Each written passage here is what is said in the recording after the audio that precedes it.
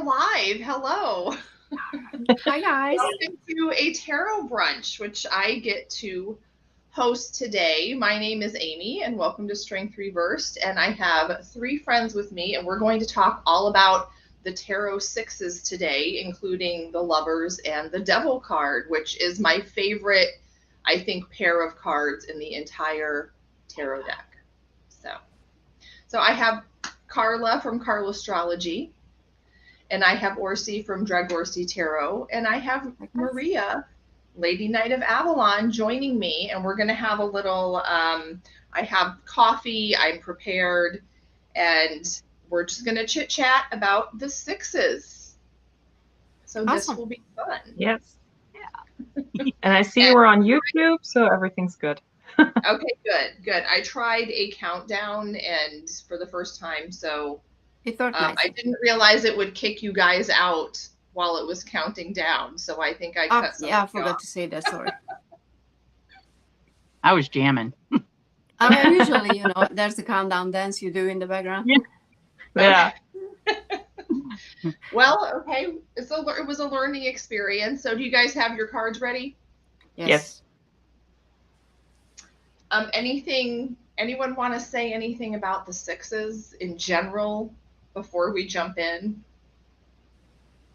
Well, for me, after looking at cards and everything that we've talked about, the other cards so far, for me, the sixes are we went from the stability in the four where everything seemed fine, and then everything turned upside down in the fives, and now we're getting back into that good place in a way. So that's what I like about the sixes. But researching in some new books that I got, I found out that the sixes were not as positive as I thought they were. So that was very interesting.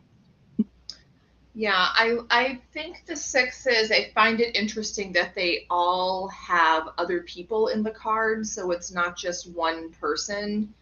And for me, the sixes are focused a lot on different aspects of myself. So whenever I see a male and female in the card, to me, that's just two aspects of myself, maybe the masculine or feminine, or maybe the physical and the spiritual.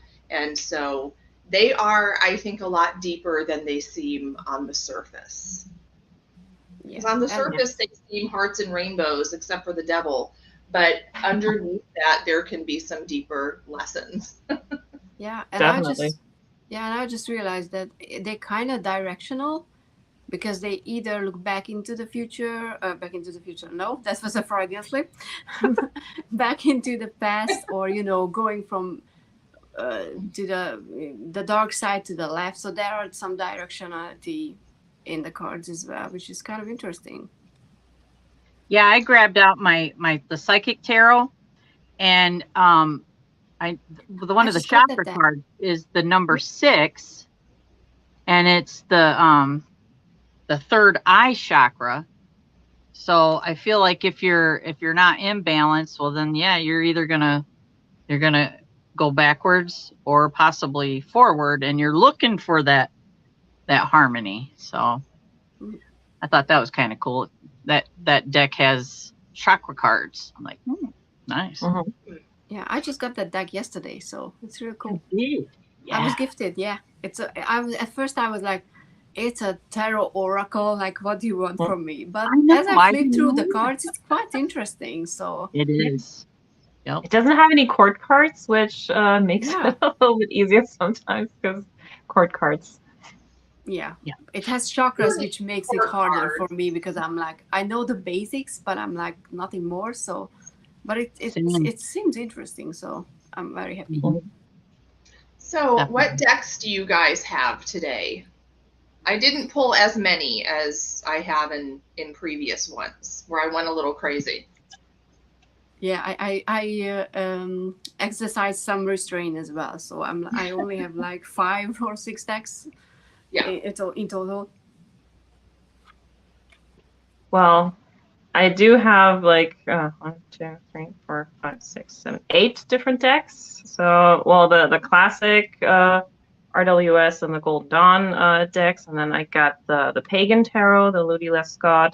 Some of these I got the New Mythic Tarot, then my Haunted House, and the one that I got for my birthday for myself, the Tinseltown Tarot, the Hollywood tarot deck, which is really cool. Yeah, I grabbed did get a go ahead. basic, the Radiant Wise Spirit as I had to have an RWS. Of course, the Robin Wood, Santa Muerte, Titanic, the Murder of Crows, and the Mott Tarot.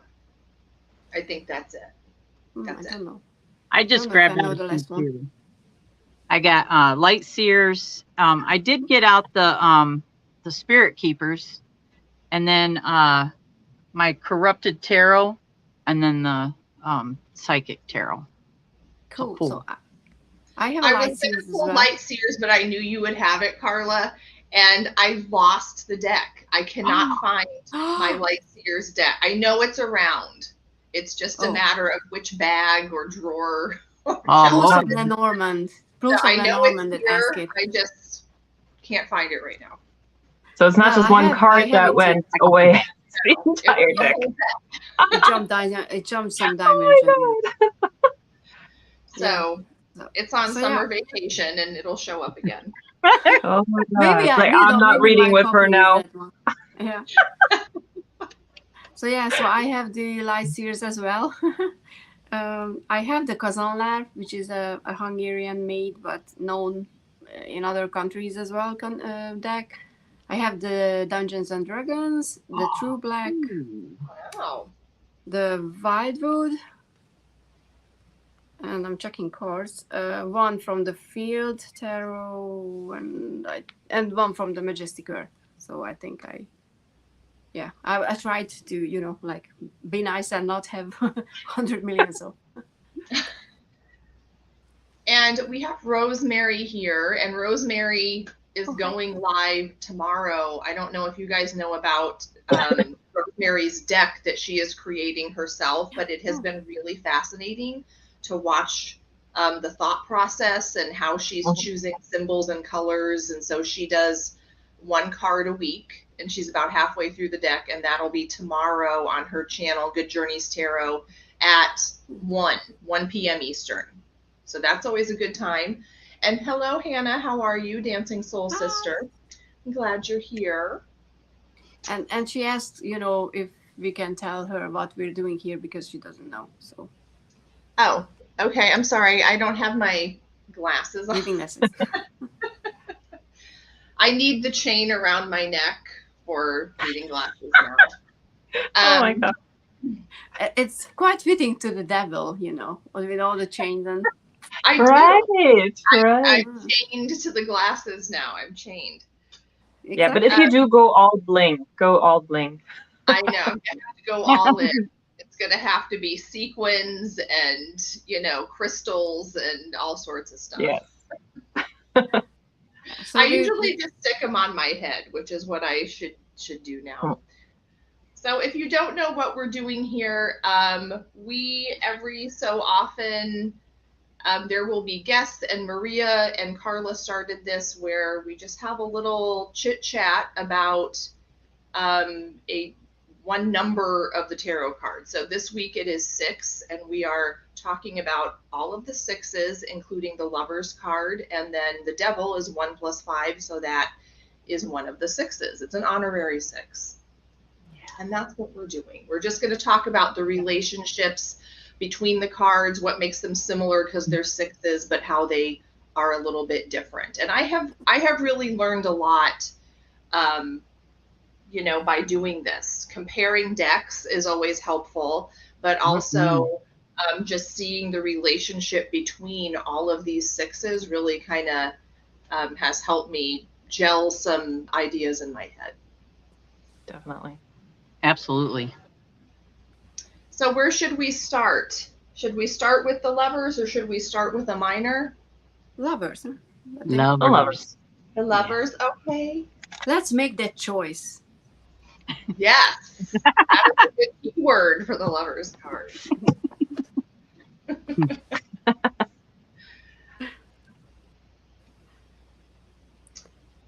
Who wants to go first? Oh, I don't know. That's a hard Not all choice. at once. I'll just Pick one. kind of spitball, okay? Since I'm already having that back to school. I'm having back to school dreams, and I told them all before the live started. I'm running really behind, and it's like one of those bad dreams where I need to get stuff ready and it wasn't ready. So the Lovers card, and to me, all of the sixes are about not even balance really, because some things I think are not in balance in the sixes, but they're about choices, and they are about harmony, and kind of about relationships, or even just if it's relationships about between different parts of yourself, your relationship with yourself. But so here's the plain old Lovers card in the Radiant Wise Spirit. And Maria, maybe you have an old style Lovers card where there are two women in it. Well, I have the Golden Dawn cards that don't really show that depiction because originally it was something else. It's Andromeda and Perseus. So here she is. She's chained to the rock, and he's coming to rescue her. And here she's chained here, and there's the serpent, and he's coming to rescue her. So in the Golden Dawn, it was originally something else. And then in the RWS deck, we have, I believe it's Adam and Eve, and I don't know if it's Gabriel above them. So very different depictions in like the original cards. Yeah. Well, the Lovers card can be about, I don't pull this, if I pulled this card for a relationship reading, I'd be like, not as good as the Two of Cups, because to me, this is not about relationships necessarily. If I pulled this for a relationship reading, I might go, oh man, this might be a really karmic relationship or a symbolic relationship, and maybe not a good partnership necessarily. But to me, this is about choice. And I prefer to have a male and female in the Lovers card simply because this is about two aspects of myself. It's about the masculine and feminine, and not about two people being in love. And you can see the grapes are with the next to the female. That indicates maybe worldly things. And then we have the fire next to the man, which might indicate more spiritual things. So it's your head, your heart. It's about, being of this world or choosing something greater, like something more symbolic. And then I have the Robin Wood, and they're so lovely because they're very balanced, but it's all out there, isn't it? Yep. It's very nude. Yeah, most of the them Titanic Tarot is a really interesting one because this is Isidore and what was her name? Ida, the Strausses, who they own the Macy's department stores, and they both had the chance to get off of the Titanic because there was space, but he refused to go because there were still women and children on the boat. So he wouldn't take up a space, and she refused to leave him. So I like that for the Lovers card. Yeah. That's wonderful. Were they that old couple that stayed in bed when the ship went down in the movie? Yeah. Yeah, in the movie that was supposed to be them. They just stayed together. Yeah. And so that was heartbreaking. They had been together for so long. It was kind of, they felt like one of us can't go on without the other. It wouldn't be complete. And then I have the Mott Tarot, which is a really pretty card. It's kind of like a hand fasting with the ribbons. And, I like the balance here. And then I have the Murder of Crows, which is two people holding hands in front. I know this one's a little bit weird, but I That do deck like is weird. the balance of this card. And just about, they have in the Santa Muerte a lock and a key, so they're kind of bound together, and you can't get rid of one. They have to go together. The Crow Tarot is kind of giving me Hierophant vibes in a way. Yeah. The Hierophant is much weirder looking. Okay. And Devil, you know, it is definitely That too, yes. Devil. Definitely the shadowy side. Mm-hmm. Yeah, the Devil is, yeah, you can see this sort of a tree here between them, where I can see two aspects of a person, or making a choice between, how you're going to face something. So the Lovers to me is so much deeper than just two people in love, as are all the sixes, way deeper than they appear. Yeah, tarot has that thing. Yeah. Okay, I can go next if you want. Mhm. So this was the deck that I learned tarot on. This is the Kazanlar tarot. I'm gonna show you a bit closer and how I read, or how I was taught, and I look for this in every lover's card that I see. That's why I usually don't like when there are just only two people looking lovey-dovey at each other, because I don't see the choice in them. Because this one has clearly, like there's the person in the blue and the red, which symbolizes masculinity and femininity in harmony in one person, which I really like. And she's modestly dressed, her nipples and boobs are not out like the other one. But the other one is, like this person looks maybe more fancy, and has more earthly wealth, but it's not exactly what they appear to be, because if you look at it, it's a shadowy figure just pretending to be this beautiful thing. So you can see that as maybe as the devil is trying to you know make that guy in the middle choose them. So it's about making an ethical choice, making a choice that is alignment with your values. And what I love about this card is that you can see how they were kicked out from paradise on top of here, and the column on this side is ornament. There's ornaments, and then whatever. It's not broken. It's complete. But on this side, the pillar is already broken because the foundation is not, not stable. And so there's a lot of hidden meanings in this card. But I like it because it has love in it, because it's about a choice. Who you're picking for yourself as a person. But it's the emphasis is on the choice aspect of the card, which I really do appreciate. So, every time when I see a card when it's just like two people, like I get it, but I do read it as love is coming when it comes up in a relationship reading. But yeah, no one says that it's gonna be a relationship that's gonna be all about just rainbows and butterflies, because these type of loves are usually there to teach you something. So it can be very rewarding and very honest and deep and real connection, but it's not necessarily going to be easy. So yeah, that's how I read it. And the other card that I picked is from the D&D deck, which I just appreciate because it can be about friendship as well. Because there's a human and an elf choosing to fight next to each other, to go to that adventure, together.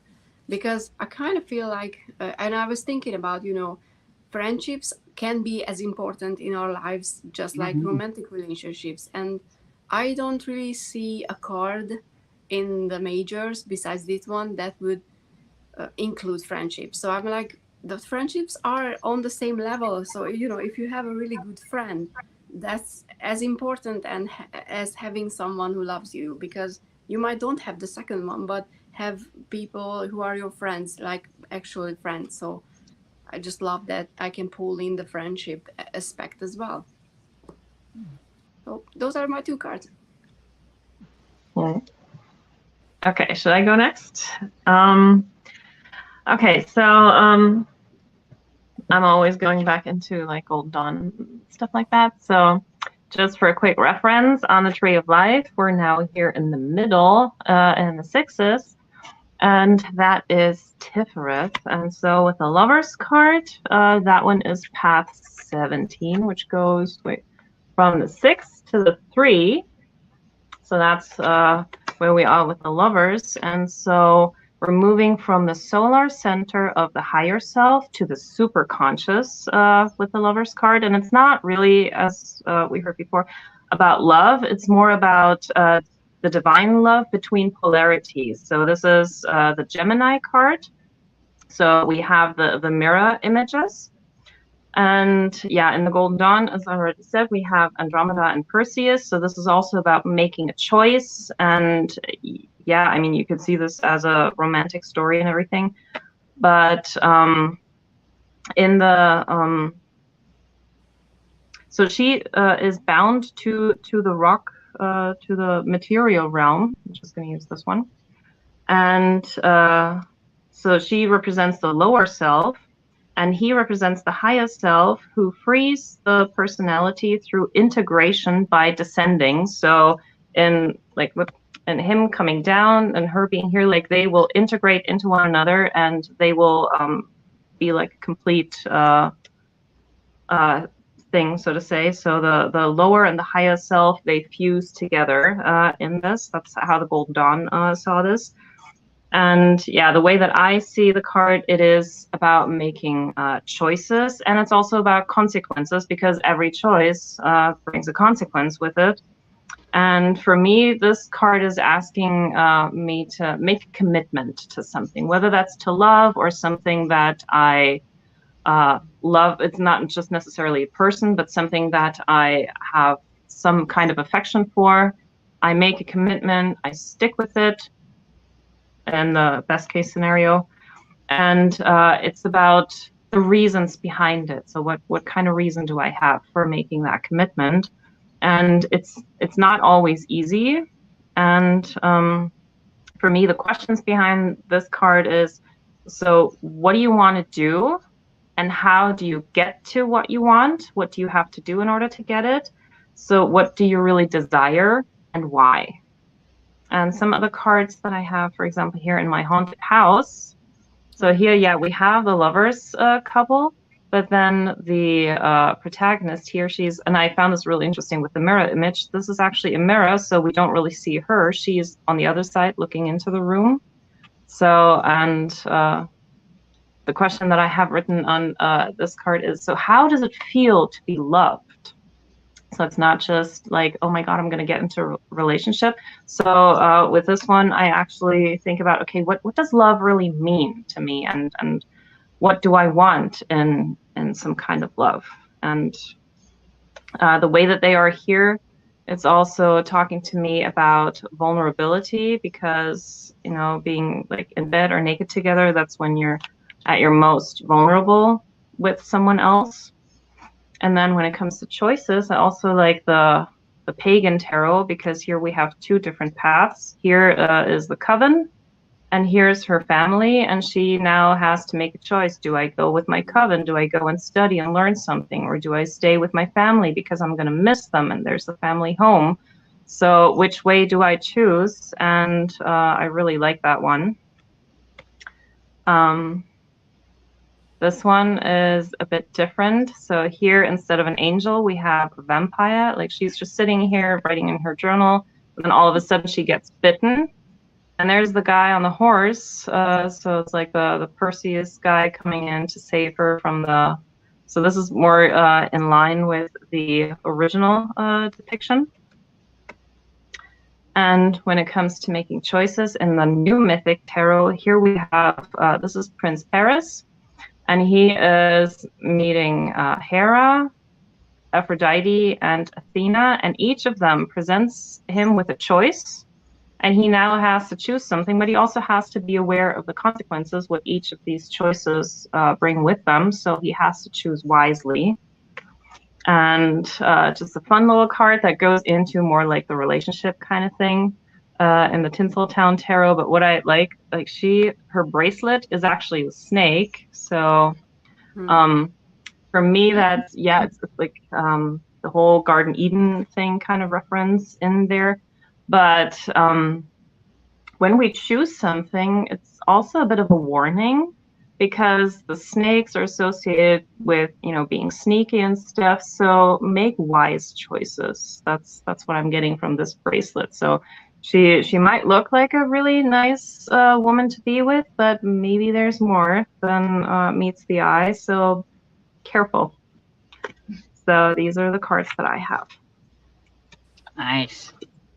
So I like what you said about the marriage between your higher self and your ego, because at the SKT, that's exactly what that one is symbolic of, is the marriage of the ego and your higher self. So that's putting it in simple terms, because SKT is pretty deep. So, but moving on to the Corrupted Tarot by Wormwood, it's like, and when I say corrupted, that's like the dark side. He's in love with himself, which is the ego talking. And so I like that. It's pretty cool. Yeah. And, you know, I don't know if you guys have had a chance to see this, but there's like 70 plus different artists in that. So it's all different types of artwork in it. So I'm gonna check this deck out, because that's a very unique take on the Lover's card. Because I've seen I'm loving myself in a very loving way, you know, accepting myself, but not in a narcissistic, oh, I'm the best one in the room. Right, exactly. That would be the dark side. Yeah. And you know, and if it's off balance, well, then that's where those consequences are going to come in, because we're looking for harmony. So this is the Psychic Tarot, and so that kind of speaks to like finding harmony in relationships of any kind, because honestly, if it came up for me, I would question, you know, maybe there's something going on in a relationship that I've got somewhere, whether family, friends, you know, boyfriend. And then in the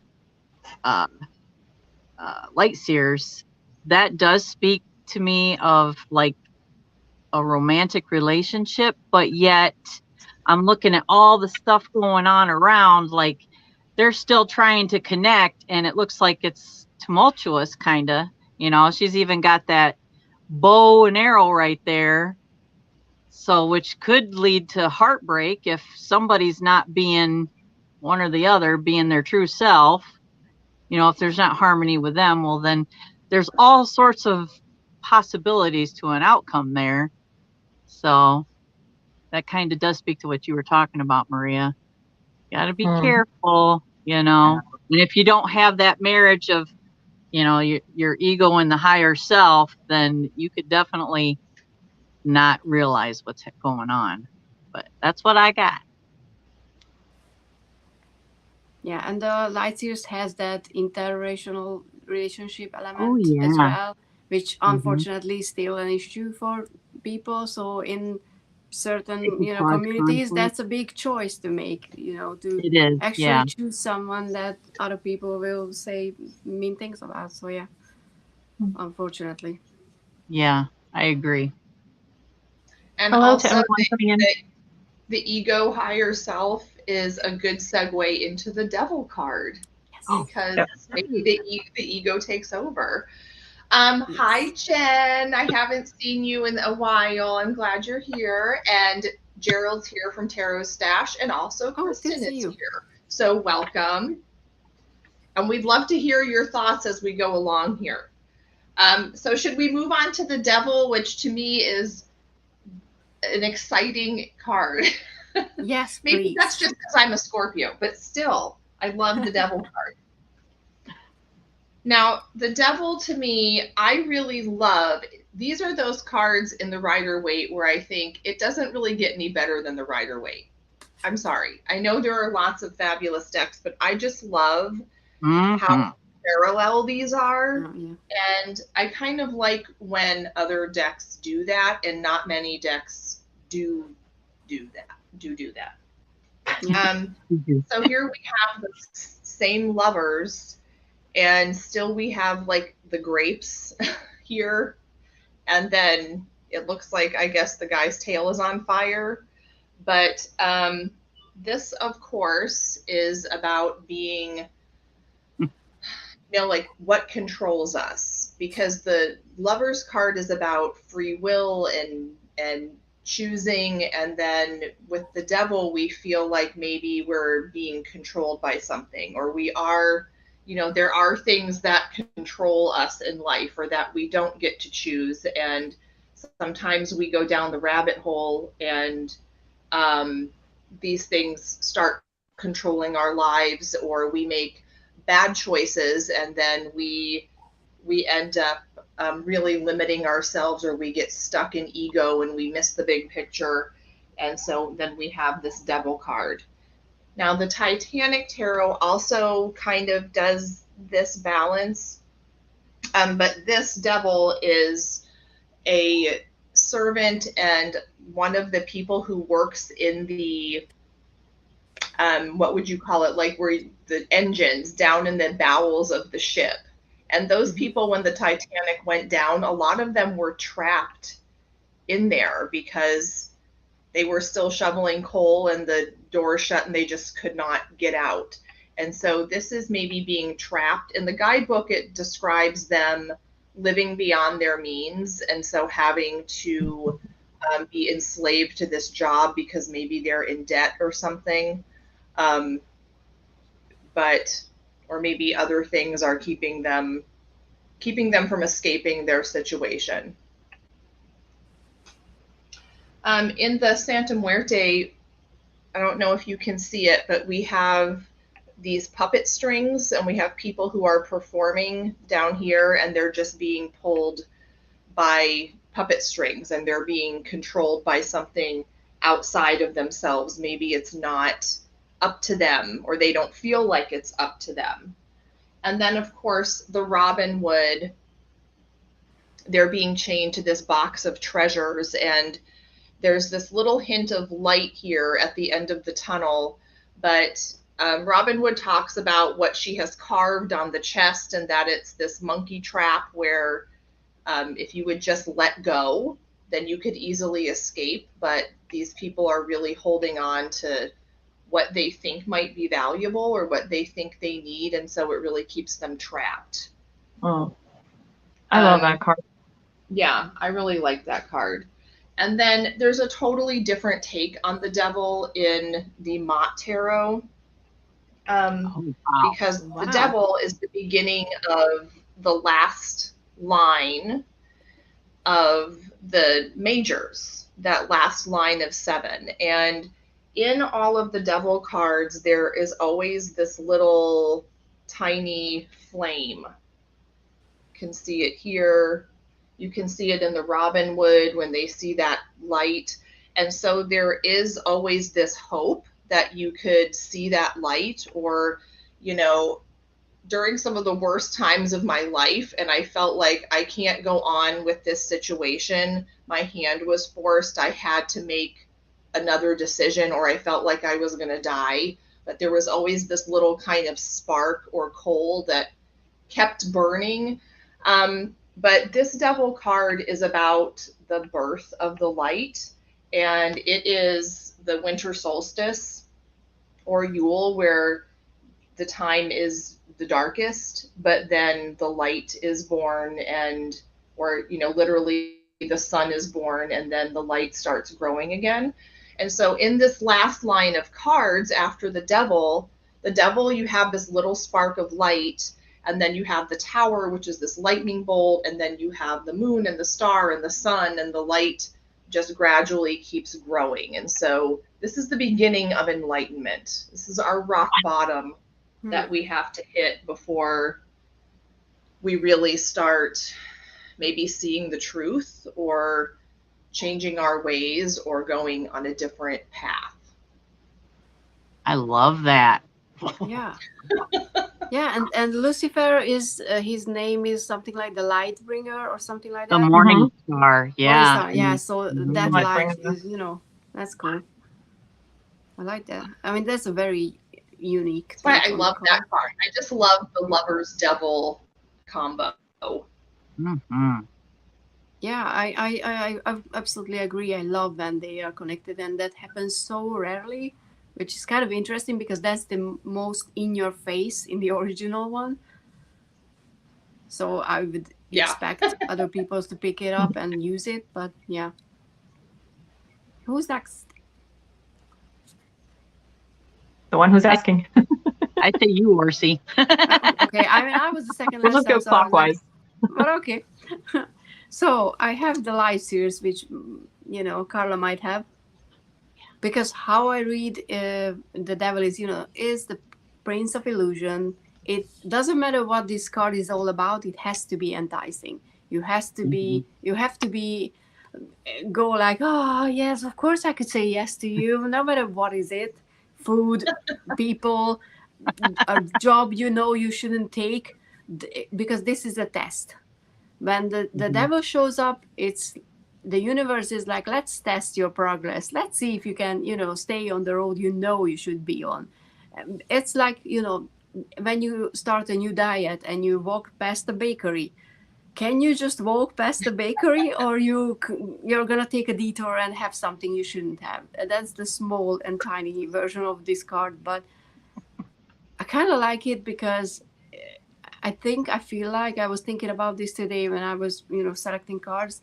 Then I kind of feel like I'm starting to grow up to this card because it's all about responsibility, taking Mhm. responsibility for your actions, for who you are, for what you stand for, and saying no to things that might look really good on paper, or other people say that this is a road you should take, but because you went through the choice in the lovers as well, and you tried to harmonize and find balance in your life in the temperance. You're being like, okay, I'm not going to fall down this rabbit hole because I know that it's not good for me. So it's a test that you're supposed to handle, and if you don't, the responsibility is yours, because just because someone else offers you a way out, in a way, it's your choice. You're making that choice. The choice is coming back again. What do you choose? Something that is good for you, or something that that is not going to be good for you? And if you chose the wrong path, you're gonna end up in the tower. So you can see the consequences easily. But yeah, I absolutely adore this card because I think that I would say yes to. It would be a hard time saying no to this one. So I think that feels You know what? clear to me. That card I have such mixed feelings about in the Light Seers, because at first you go Ooh. ooh, but then he kind of makes my skin crawl. Like, oh, you Really? think you're so good looking. I mean, he is. So To me, I I'm the like it. target audience for I'm this like, one. ew. Yeah. And the other two cards is mostly, one of them is the literal devil, in the D&D, because that's in the fantasy realm of things. It's about, here's the place you need to sign the contract where you sell your soul to the devil, which I appreciate the in your like the simplistic way of looking at the devil in this card, because I think it's kind of funny, but still there's a choice. Are you gonna sign your name on the dotted line? Are you gonna go and do this or not? And the last one is the true black, which is just the beautiful one, and it has that angelic, like Lucifer, actual, fallen angel kind of vibe. But I don't know if you can see that, but these are the tiny souls who are changed to this Ooh. angel, I'm like, yeah. Mhm. and they kind of look like coffins as well, Oh, wow. or That's teardrops, cute. and these angels have 4 hands, and I kind of feel like with this hand here, and the other one is offering, is like, I swear, I'm just so innocent. I want the best for you, like, come join me, kind of feeling. So but I absolutely love the aesthetic. So this is just for the Mhm. pretty. Gorgeous. Yeah. So those are my 3 cards. Okay. Well, the one devil that I would probably say yes to is the one from the show Lucifer. I mean, What's obviously. his Oh, name? sorry, I forgot to say that Another? I reached 666 subscribers this week. So Oh, I think that's There amazing. you go. I mean, that was like perfect. So yes, I was thinking about Lucifer as well. Synchronicities. It's all there. Exactly, exactly. I was so happy. Okay. Well, Hi, yeah. Lisa. What, Lisa's here, and also Marlene is here, and Marlene has Oh. an interesting take about the devil, and this is about nature. She says, "I love the Oh. depiction." Well, let me do this. I have to get with the technological times here. Okay. there. Okay, here we go. I love the depictions of the devil as nature, like in The Green Witch. I often read the devil as your true nature, those things you can embrace that maybe you were taught were taboo. Oh, cool. I like that. Mm-hmm. I mean, the devil can really be a good time, okay, within reason. Maybe in short spurts, but Yeah. can you live like that? I don't know. Well, Yeah. I mean, when we do make that contract with the devil, we have to read the fine print and we have to make sure that we negotiate the best deal possible because the devil is ready to negotiate. And in the, I don't know if many people outside of Germany are familiar with Faust and Mephisto and that devil's deal.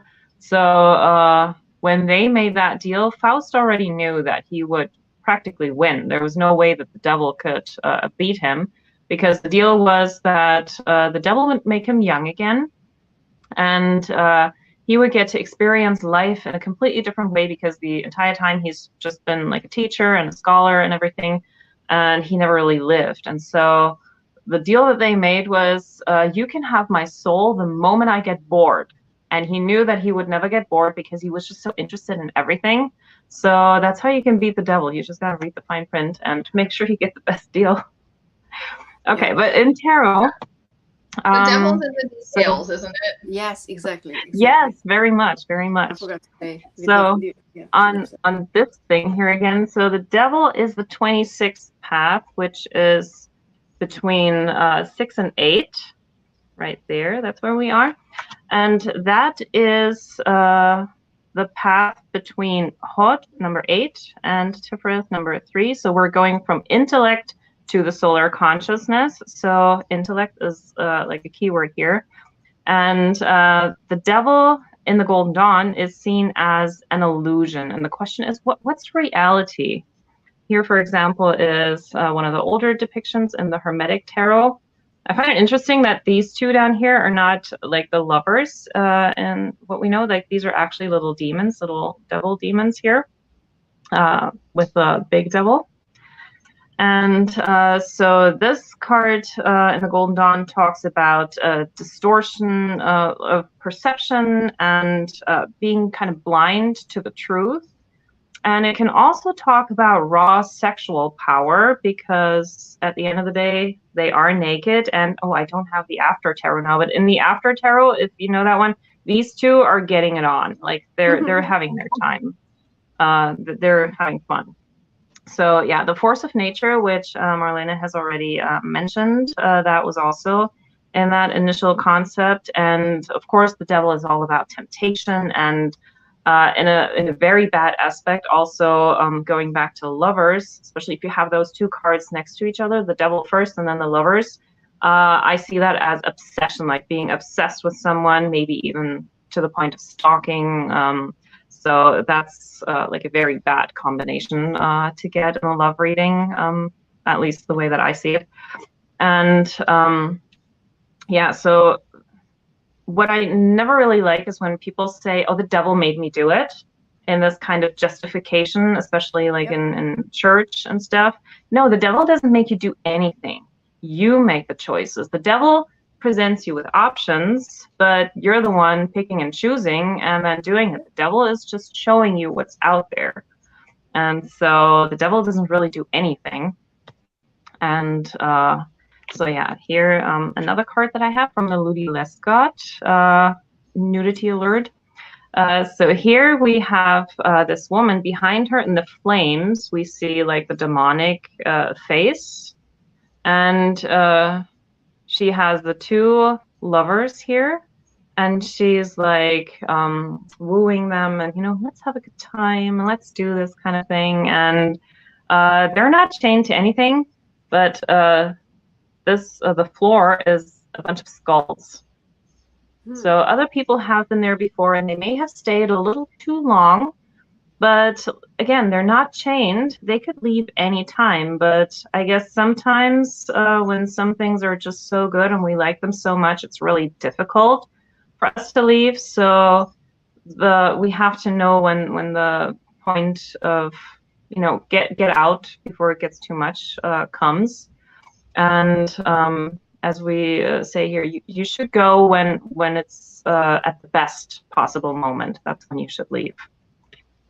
Or in the haunted house here, the rings that they have around their necks are big enough to fit over their heads. Like they could easily just take them off. No one is really holding them.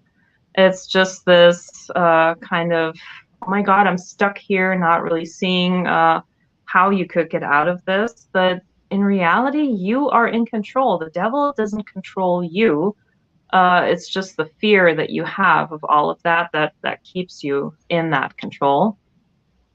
And in the Tinseltown Tarot, here is like a very classic depiction. So we have the devil horns, and then there's the lady. She's like very fascinated with him and everything, and he just can't be bothered. But yeah, she's like, oh my God, he's so handsome, and I want this, and let me have this, and all of that. But it's not real. He's not interested. It's not the lovers. It's not that promise of something good. It's just deceiving yourself. So get out while you can. And yeah, that's what I have about the devil. So since I'm last, it's like I absorbed everything that you guys said, and I'm going to use it. So in the Psychic Tarot, this is temptation for the devil, which I feel like without that temptation, sometimes, or the test, you don't see your true character until you are faced with something like that. And when we go from, in the SKT, the lovers, which I forgot to read, at the bottom it says mystery of the covenant. So that's like, that is the mystery, is the joining, of ego and higher self. But to get to that, you have to recognize what's ego and what is your higher self speaking to you. So in the SKT, it's called Battling the Typhoon, which, I'm sorry, my camera gets kind of blurry when I put things up close on it. And it's called the Demon.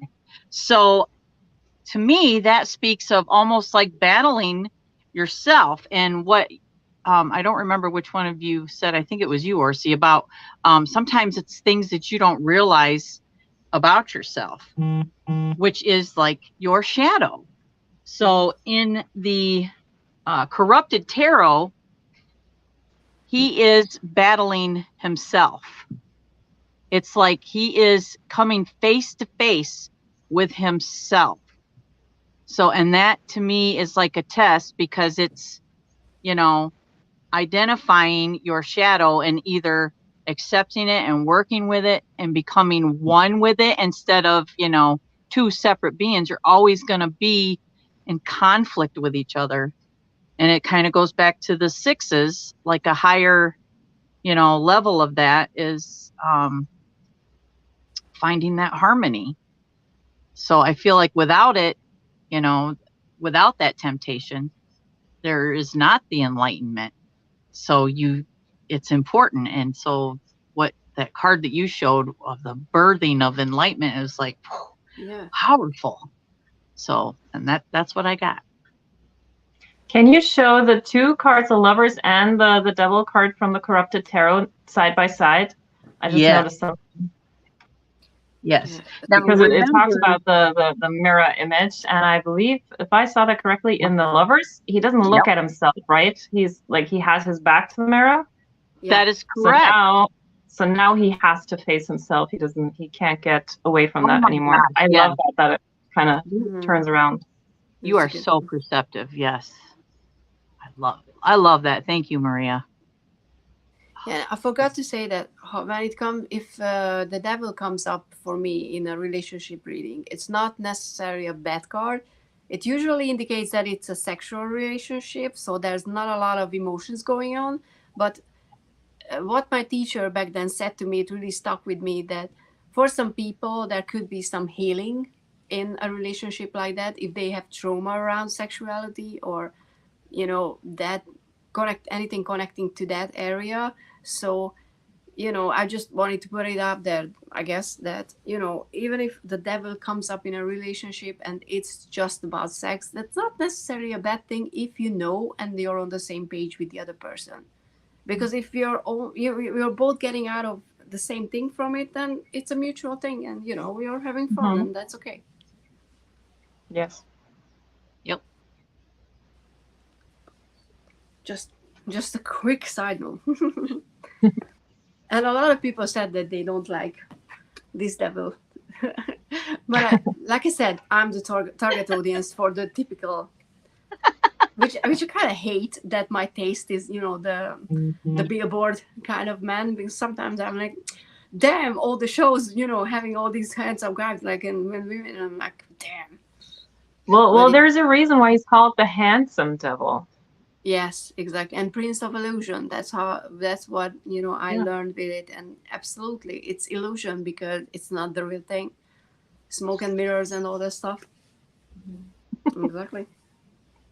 But if you know what you're getting yourself into, the Instagram influencer, it's just all smoke and mirrors, but it looks nice. And we really are tempted to be jealous or to compare ourselves, but it's not real. It's all an illusion. And it's a self-delusion on their part as well, because they think that, I have all these things, and if I just, fake it till I make it, it's going to happen. But usually it's not. So, yeah, that's an interesting aspect as well. Okay, well, we had a lot to say about the Lovers and the Devil. Yeah.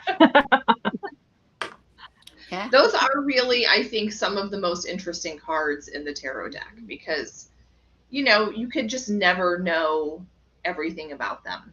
They're very mysterious, I think. Yeah. Shall we move on to the Wands? Where do you guys want to start? Wands is good. You tell us. I mean, I guess after, all the sex talk, we can move on to the Wands. I think it's not as exciting. It's passion. It's about that part. So, all of the sixes, and did you say this, Maria? Someone said it. When you first look at them, you just feel so good. Like, oh, what a happy card. But you can go a little deeper, and there are some other aspects. So the Six of Wands, in my house, we call this the poop and the potty card, because my son pulled this card when he was potty training, and it's like victory after hard-fought battles, right? It was all worth it. And finally, success. Now, in guidebooks, in the Rider-Waite card, they're always comment things like, oh, the people are saluting him. Oh, some people aren't happy. But I do not know how you could possibly interpret that from what I'm seeing in this card. I always read that in guidebooks and think, what are you talking about? That's not happening. But anyway, so with the sixes, we have some sort of harmony, some sort of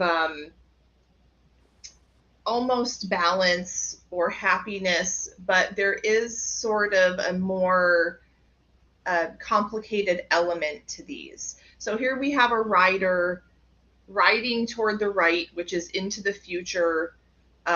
Maybe they have just come from battle and they have learned to overcome some adversity. And then we get into the Seven of Wands where he's very defensive, but I think this guy has learned to be diplomatic and has learned to maybe, with the horse, he's riding the horse maybe to tame his animal, maybe tame his ego a little bit. So this person is probably very strategic and diplomatic and can give a little in order to get a little more. And here in the, what's it called? The Murder of Crows, he's coming up to a fence. And so he really has to decide how he's going to overcome this obstacle. And I think he does have a choice. He could just plow through with brute force, or he could be a little more strategic about it and do it that way.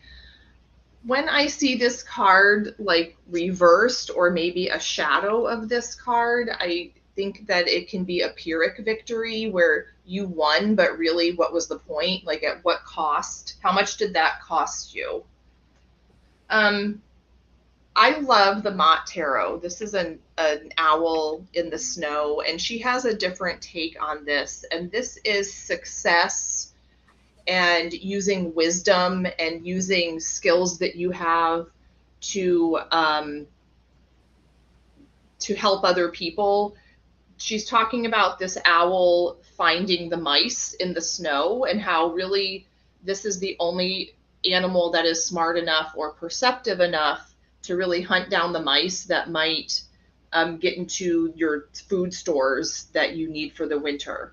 And so this is more of experience and wisdom and using that to solve problems. So I really like that.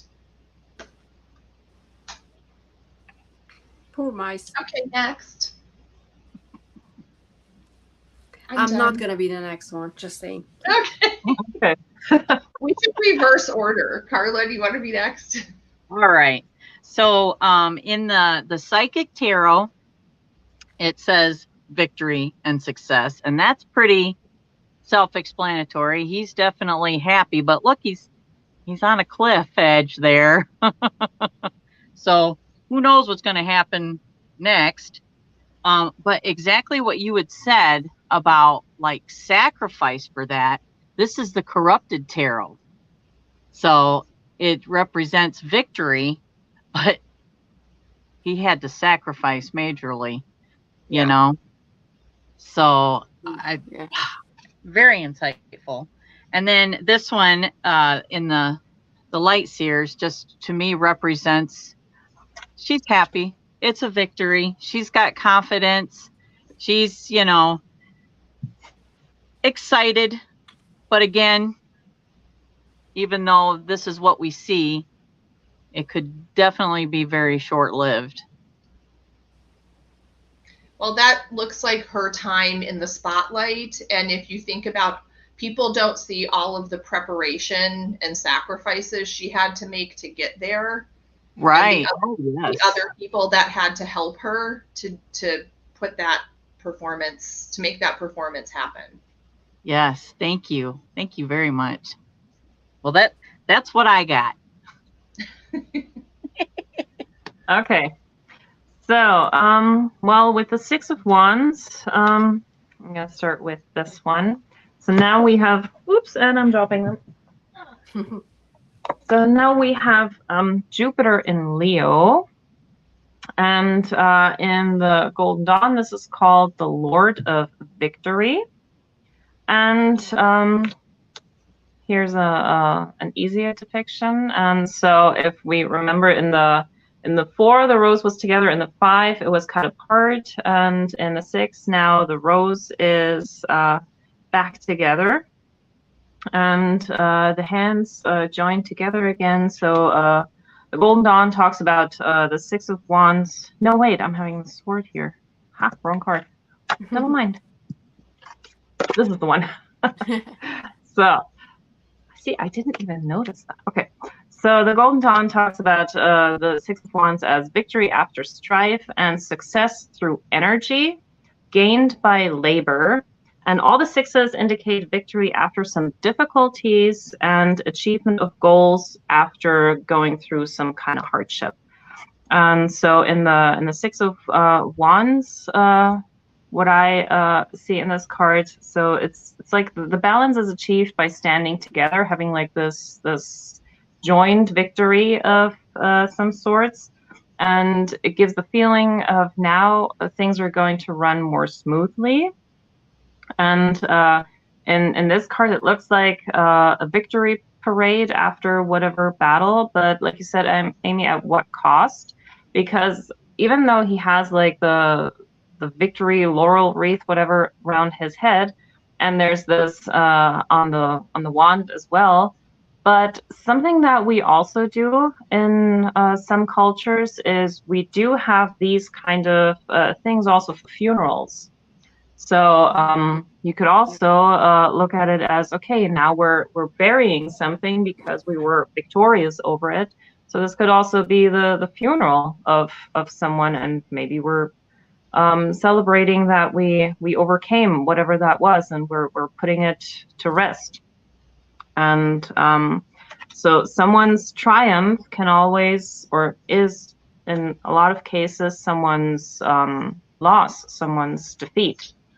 So the question in that card is, what actually has to die? What do we need to put to rest? And something that I found interesting that in another book that I read, when you look at this horse, like even in medieval times, yeah, they did have some kind of stuff on it. But when you look at this blanket, it's so long, it looks as if the horse is almost tripping over it. And if you really look at the head, it kind of looks like out of place with the whole blanket. And in this book, it was even putting up the question, like, what if that is not really what it seems? What if the head is not an actual horse and there's people hiding underneath it, and that's why the blanket is so long?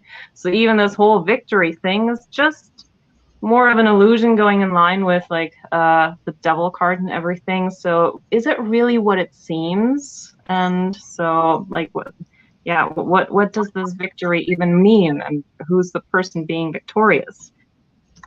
So yeah, some other cards that I have, something that I found, no wait, this is the swords again. What did I huh? Talk amongst this, why do I have the swords here?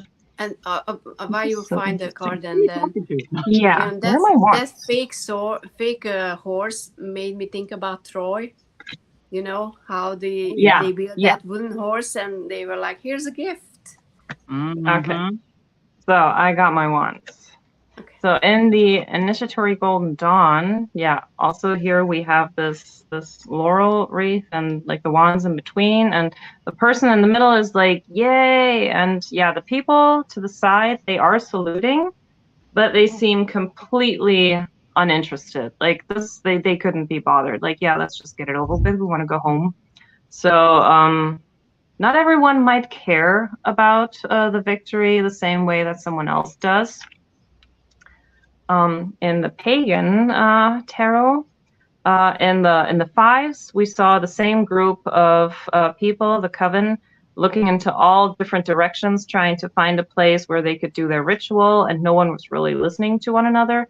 And now they actually came together and they're doing their ritual, and so they achieved this balance and they finally made it work. So they have this kind of victory for their magical workings. In the Tinseltown tarot, here the wands are lipsticks.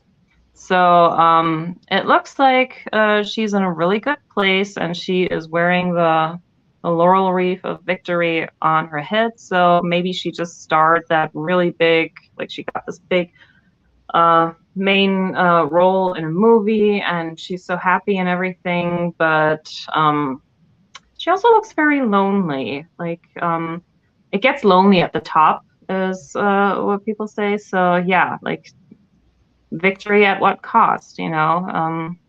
Sometimes that's gonna be a very lonely place to celebrate in. So yeah, and my haunted house here, this is very different. So she's on a horse, and these hooded figures. It looks like this is not coming back from battle. This is actually encouraging. Like, let's do something. Let's go out and like yeah. This is the moment before the victory parade. Like this is what actually leads to the victory parade. So you actually have to put the work in and do this together so that you can have that victory moment. So yeah. So the question also behind all of this is like, what are the motives? So why do we want to win? Why do we even go into battle? And yeah, all of that. So questioning the motives is something that I would do with this card, and that's what I have. It's cool. Really, like a lot of really cool cards. So I only have 3. I have the light series as well.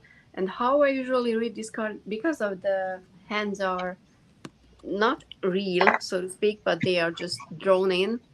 I kind of feel like this is an encouragement, coming from the reading, that you're gonna get there. So, don't give up. You can do this. This is closer than you think. You can be glorious and victorious. But it also gives me now that, after all of what you have been saying, it can be that, is it really happening, or is it just in your head and you're thinking about yourself that, I'm gonna be this and that and not do anything because you just lived the dream in your head and you think that that's enough. So maybe you're stopping yourself and cutting yourself short because you're not actually putting in the work, because you just think that, it's gonna be an easy one because people on the stage, whatever they are doing, it seems so easy. Because like I think Carl, I don't know, someone said that you can't see the preparation, maybe it was Amy, that went behind the scenes. You don't see the teamwork and the hard work that was put into that performance, so you judge it as something that it looks like, because it looks like it was easy to do, but you don't know how much time and effort it takes to make it look like it's easy. So that could be the shadow side, that you just think that victory is easy and it comes easier. So well, it's interesting too, because when you're a professional, it should look easy. Yeah. A professional makes it look easy, and it's kind of an illusion. The audience, and Maria, you said you have to question motives, but I think you also have to question the motives of the onlookers too, because they have to almost be willing to go along with this. Because I know when I've gone to parades, there's a homecoming parade for the University of Florida every year. I don't give 2 shits about the University of Florida, okay? But I'll go to the parade and whoop it up, and maybe the people in the parade think that I'm cheering for them or cheering for the Florida Gators, which I care nothing about, but really I'm just there for myself and my own entertainment. So yeah, I think it is that warning that it is encouraging, but also you can't really, believe your own hype to a certain extent. You can't. Confidence is one thing, but that can quickly become the need to gratify your ego. Like being lured into a false sense of security. Right. Yeah, with the 6 of Wands, I always try to mention it, that this is just a victory on the long road. You're not on the top yet.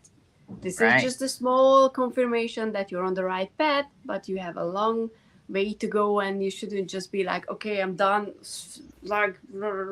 and not do anything. You need to work hard to experience something more later on the line. Another one that sorry, now go ahead. So I only have 2 cards, and one is the Majestic Earth, with a usual, after a battle, the army is coming home and everyone is like, we won. But if you think about what a war means, it means that these people killed a bunch of other people. So you have to be okay with that cause. And if you think about how army works, most of these soldiers had no choice in going there and killing the other side. So I think the parade and the choice comes in the top because they will choose a battle to fight because they think that that's just, hopefully.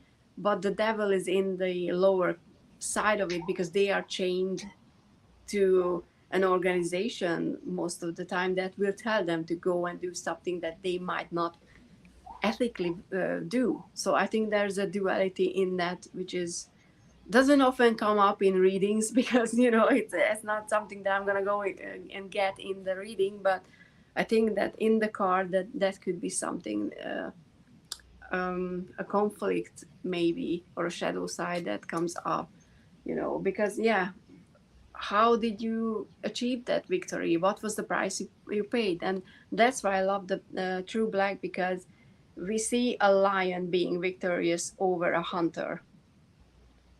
So I love it. The hunter and the lion, it wasn't a fair fight because you would say that, I mean, I hope most people would say that you don't want a lion to be slaughtered by a stupid ass human. And in this case, the lion took care of the problem because and I can be on board with that end result.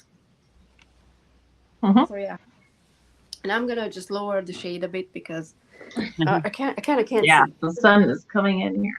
Yeah. Well, Hannah left, Dancing Soul Sister. She had to go, so thank you for being here. Lori is here from Lori Tries Life and Tarot Destiny. Hello. Thank you for Hi. joining us. So how about cups? We'll go to a from fire to water. Yeah. And again, one of those cards that looks very shiny and happy and warm and fuzzy on the outside, but maybe there's something more going on. So on the surface, of course, nostalgia is always the key word here. This looks like two kids, although there is, I don't know what's wrong with my camera here. There is talk that these maybe are not children. And this looks like something very positive. And I usually think that it is. But again, whenever I see two people, male and female, I think about parts of myself. And, this is definitely about gifts and giving gifts, but also when there is there is such a thing as being overly nostalgic. And when you're overly nostalgic, it's a bit of a denial because you are romanticizing the past and maybe looking past or denying some things that weren't so happy. But it does look like a bit of a fairy tale.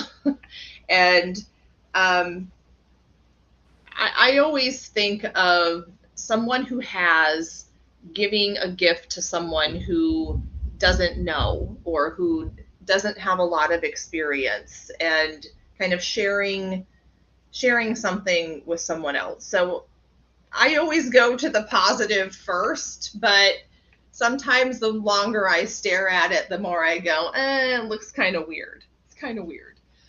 There's a big X here, and that X can mean protection and luck. So maybe sharing your luck with someone else. I really like the robin wood because I think it's just so pretty and just so sweet, and someone giving you something out of the kindness of their own heart. And the murder of crows is interesting because it's this crow looking into a mirror. So it's almost like, finding himself somewhere. And then the Mott Tarot, we have different ages and kind of different layers of knowledge, and they're, watching this play, and it kind of takes us back to childhood, but again, it's sort of like a fairy tale, so it almost doesn't seem very realistic. Carla, what do you think about that?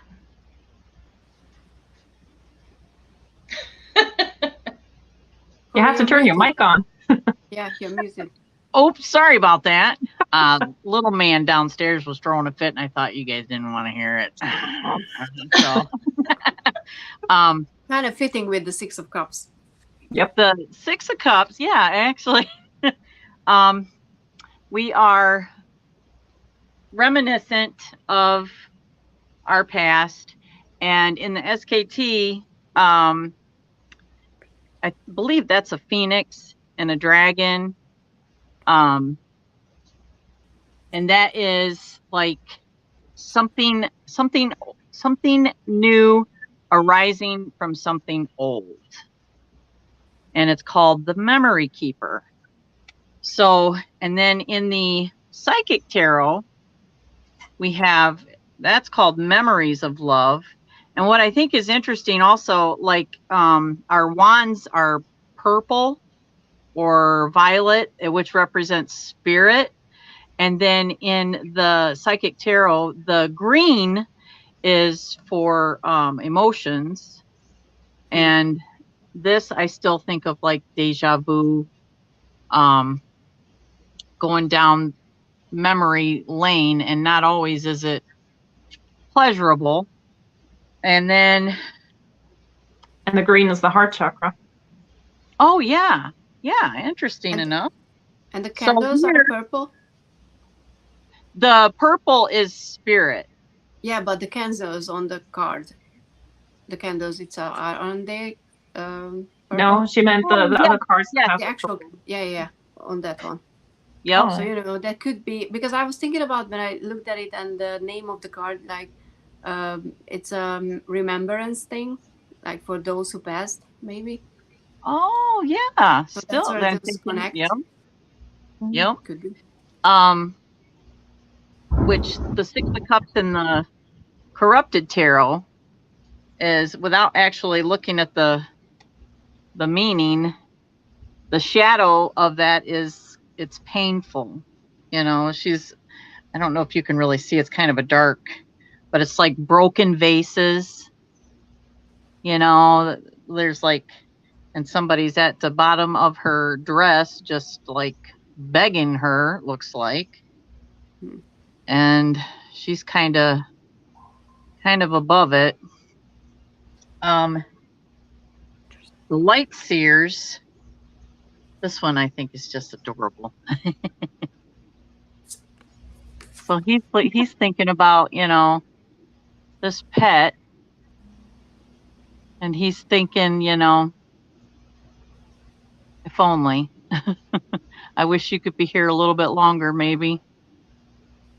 And they're both taking something, kind of like the Spirit Keepers, taking something old and making it new. That's that memory. So that's pretty, like when you get to the sixes and you're reflecting, it's almost necessary to be able to go forward from that, you know. So that's what I got. I like, what was the card, the first card you showed, Carla? What is it? Oh, the Spirit Keeper?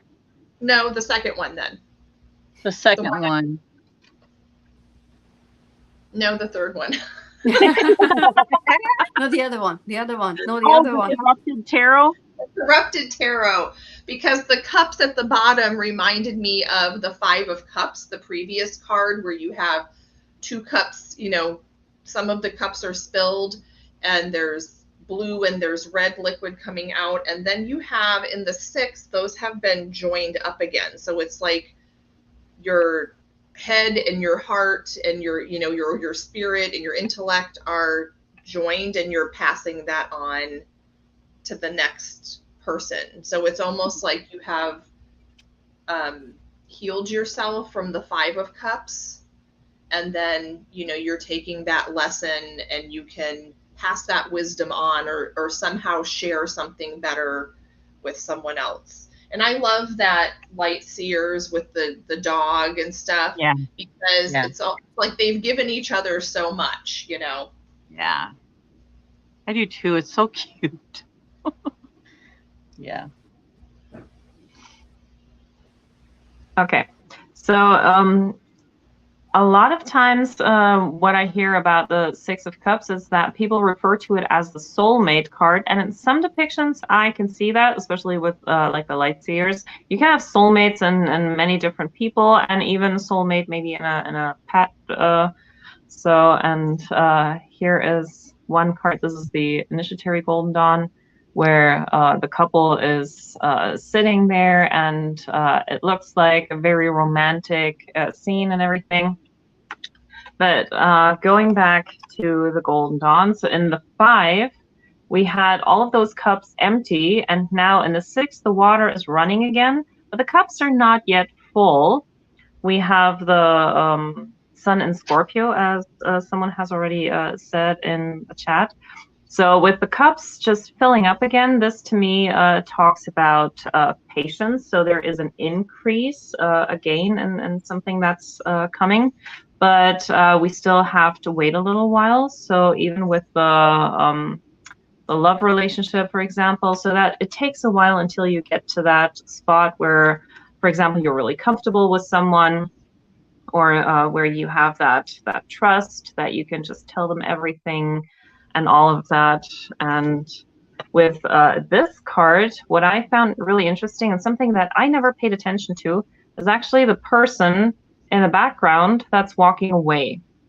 And in this book that I read, so this was talking about, so this can be children, but this person could also be like an adult that's like in the book it said dwarf. But like a what's the term? I don't know Someone who. But I know what you mean. I just don't know. Yeah, you know what I mean. So and the question here is, so is that person like a parent abandoning either one child or both children? And the person is also holding a spear. And so the card, or in the book, it talked about a level of protection. And with this cross here, this is supposed to signify the martyr's cross from Saint Andreas or Saint Andrews, the martyr. And it talked about how we usually lie to our children in order to protect them. So we tell them, we're going to take care of you, we're going to protect you no matter what, nothing's going to happen to you, the monster under the bed can't get to you, no one is ever going to take you away, I will be there forever, and all of that. So we give the children, or even the inner child in a way, a sense of protection to keep that innocence as long as possible. But eventually the kids will grow up and realize that was not really true.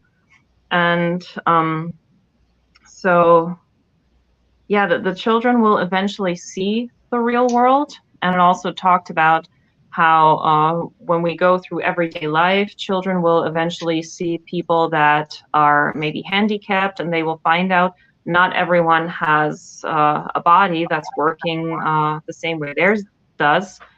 Someone might be blind, they can't see, someone might be in a wheelchair. So even there, like that perfect bubble of innocence gets like some cracks or gets poked. And so the question is, what kind of sacrifices do we make in order to keep someone in that innocence for a while? And how much do we coddle them? How much do we ourselves want to be coddled and shielded from reality? Or do we just want to face it head on, which is kind of taking me back to the whole devil, like what's real, what's not real? And so yeah, how long do we let someone have their innocence, or when is it time to grow up and not be a child anymore? And but there's also what I wrote, there's beauty in the transformation after we go through this, when we have those experiences and we learn about the world and we see everything with different eyes. So something that I have, for example, here in the Pagan Tarot, here we also have, so we have the adult and the child, and there's a bunch of dolls sitting around. So there is this picture perfect scenery of everything's perfect, nothing's going to happen to you, we can have this tea party, and yeah, eventually that child will find out it's not all rainbows and roses. Or Don't ruin here, this it card for looks me, like please. the what? You're making me sad. Oh. And this kind of is like reminding me of this influencer thing, like, look at us, our life is so perfect, and oh my God, you know, we have this pool and we're here in the tropical whatever, or no matter where we are, everything is perfect. But is it really? So that's like, yeah, we can be soulmates, but maybe this is also just a picture moment. And my haunted house here, it's the same person, once as an adult, once as a child. So this also, like, when we grow up, when we have like that veil of innocence taken away from us, it's also how do we deal with that? And sometimes it's also about like reconciling with ourselves, forgiving ourselves for things that we experienced in our childhood in different stages, and also forgiving us, like the person that we turned into, because maybe we made promises as a child to ourselves how we would be as an adult, and then maybe we didn't turn into that person. So that's what I kind of see in this card. So being gentle with yourself, loving yourself as well, but in the good kind of way, not in the narcissistic kind of way. So that's what I have. Just one thing, because something you said, Maria, reminded me of this. It can be an inner child card, I think. But if you see the little girl here, is like she has mittens on, so she can't really, she's like all bundled up and can't really do anything. And she's sort of trapped in, almost like mom was overly protective. It doesn't really look that cold out, but she's all bundled up.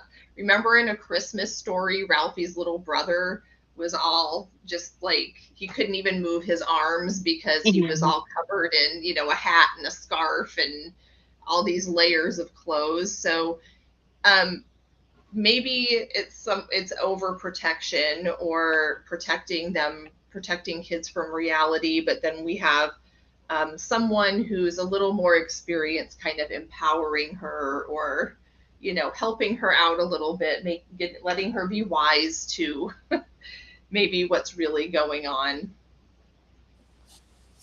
That's so interesting, because I really don't read the Six of Cups in any of that way. I mean, obviously I bring in the nostalgia, and it can be inner child, but I usually don't go there. I how I read it is, most of the readings, I think the shadowy side shows up when it's a reminder that yes, you're thinking about back to happier times when you were happy, and you think that was the best of your life. But if you do that, you're stopping yourself from moving forward and experiencing something else. So it's I think it was in the Kitchen Table Tarot book that said something about the has-been life. That there are so many people who get stuck in the high school era because they were the most popular at that in that period of life, in their the time. So everywhere they go, they still act like that. They bring up memories from, when we and the boys did this and this because we were so cool.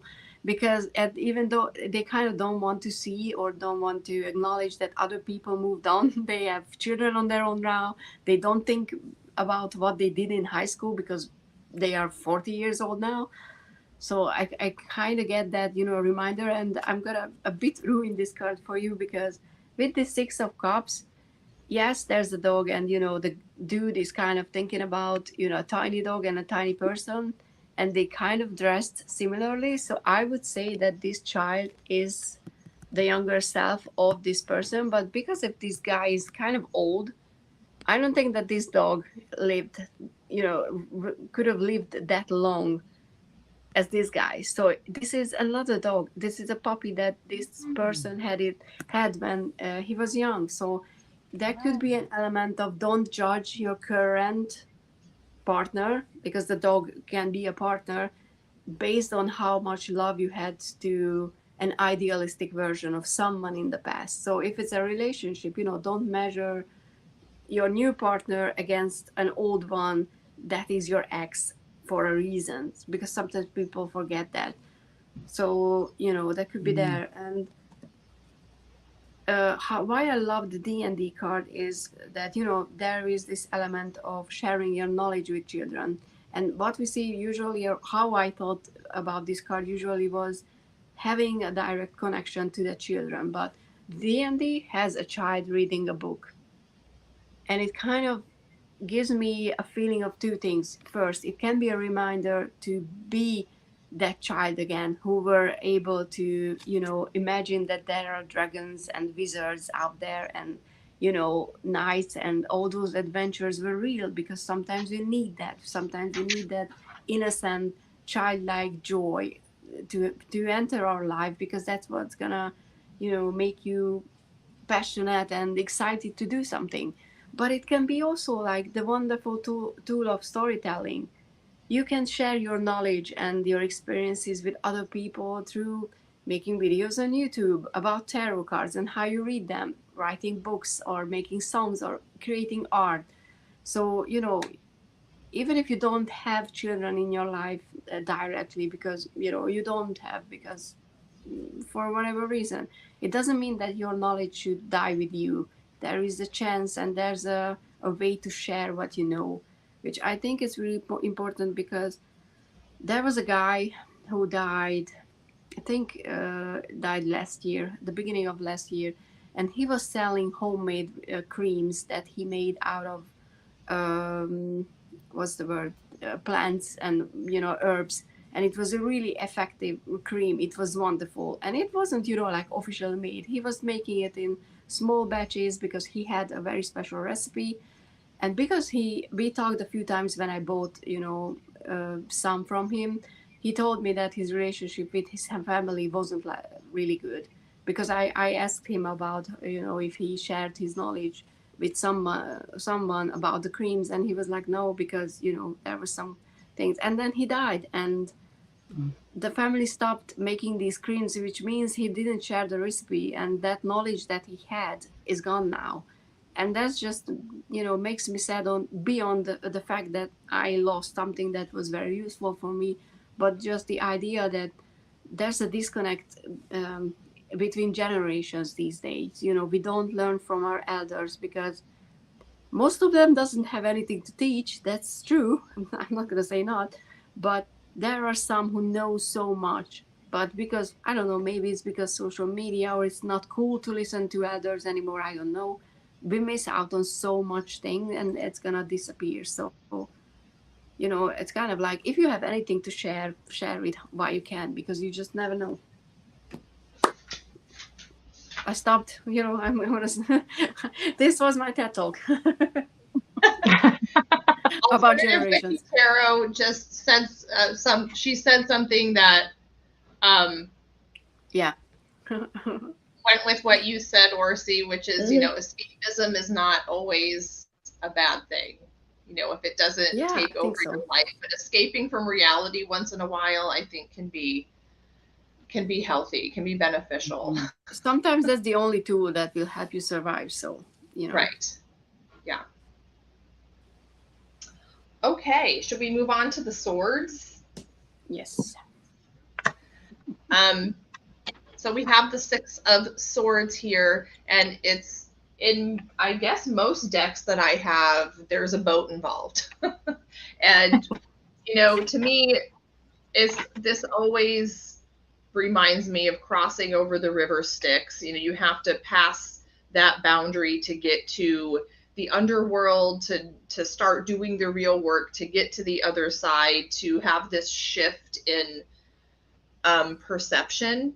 And of course, weight tells us practically nothing about this card, but I have always gone, this is the Robin Wood, and this is what I think of when I think of this card, and that is this figure here that is kind of ghostly, and to me this is a spirit guide card all the way. So that's just what I think of when I think of this card.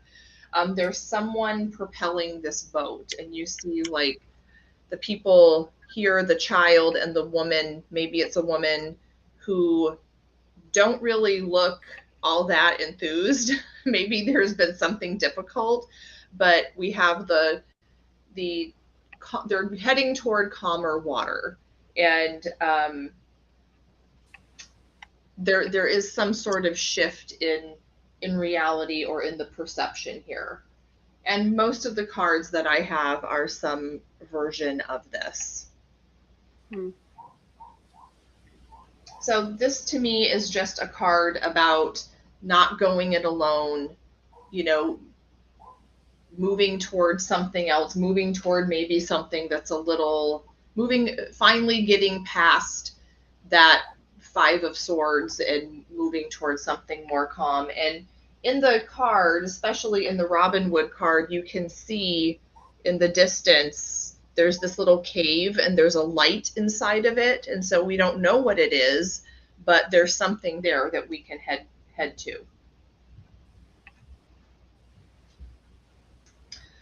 The 6 in the Titanic Tarot is a merman, and it talks about him giving these swords away. So he's kind of offering help to someone else. It's a very interesting deck. I was flirting with the idea of getting it for a while. Okay, I think have another version, another edition coming out. So really, I think there's some changes that they made. I'm not sure what it is, but I'm going to get that too and kind of compare. Oh, cool. I'm going to wait for that because I like the minors in that deck, but I think, if I remember correctly, I didn't really like the majors. But that was something. I think this was a deck where I loved the minors more. I think I'm going to be next now. So there's a really simple one in the Field Tarot. You know, there's nothing, groundbreaking, but I just like the fact that it has transition as a keyword, because I think that, how do you say that? Embodies or whatever the meaning of the card really well. Mm-hmm. And, it's, yes, exactly the same for most of the cards. It's coming from a messy situations to a more clear one. What I would say is that, you're probably gonna carry some baggage with you. I see those swords as something heavy you have to carry, because it's not like that we can come out from an emotionally heavy situation just like, oh, everything is fine now, bye. There's gonna be issues, there's gonna be things that you need to resolve, that's gonna be leftover baggage. But in the True Black, it's kind of interesting that the swords have cobwebs and like dust, and they are old and big compared to the tiny boats going through them. And it always makes me think about a big epic fantasy movie, and that moment when the tiny adventurer team is going through something where they need to stay quiet. They need to be very careful, because if they disturb something, then the big things that those swords belong to might come back and hunt them down. So I read you need to be careful how you, hi Beth, how you craft your or plan your steps and how you want to move forward, because it shouldn't be something that you do so openly, like in the Six of Wands. This is more in the move through the shadows to reach the light, a kind of feeling that I get especially from this card. And the last one is again from the D&D deck. I just love that this is about the person and making that decision and having that power to step through an imaginary and not imaginary barrier and come from the shadow to the light. And I just love in this one, I like the movement, of the card and the power that this one has. That's all. Okay. Yeah, so I'm gonna start with this one. So here we have 2 of the Golden Dawn cards. So now with the 6 of Swords, we have Mercury in Aquarius. And the card is called the Lord of Earned Success. And so with this one here, as I have shown previously, the rose is now reestablished again, and we're having this element of balance again that we have in the 6s also. So we have success after trouble and anxiety coming from the 5 into the 6. And so with this card here, something that I always wonder, well, depending on what kind of cards I have laying next to it in a reading, but with the people, like what kind of relationship do they have towards each other? Is this just the person whose job this is? Do they all belong together? Is it their boat? And what's also interesting is that this is not an endless journey. We see the land, we see the goal, whatever we're traveling towards. And for me, yeah, this is definitely a travel card. So the swords can also speak about a negative situation where we need to get away from something if we are in a situation of, for example, abuse. And so like the people that we see here, it looks like they're kind of, well, in a way hiding underneath the cloak or blanket, whatever they have. And it's kind of like a sneaking away situation, the way that it's depicted here.